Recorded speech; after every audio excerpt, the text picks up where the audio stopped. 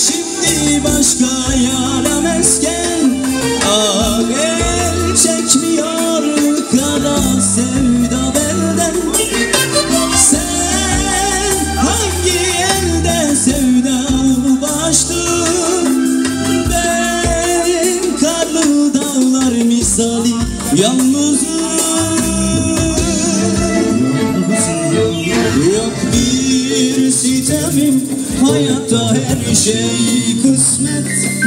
Soldu gençliğim, ömrümü aşkla ziyan ettim.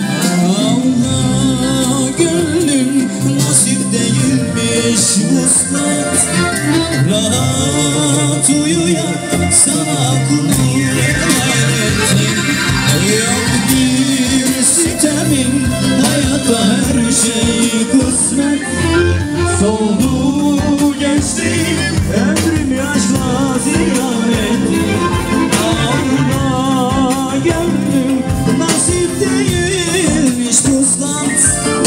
Rahat uyuyan sana kulu helal ettim. Yok bir sitemim, hayatta her şey kısmet. Soldu gençliğim, ömrümü aşkla ziyan ettim. Allah gönlüm nasip değilmiş vuslat. Rahat uyuyan sana hakkımı helal ettim.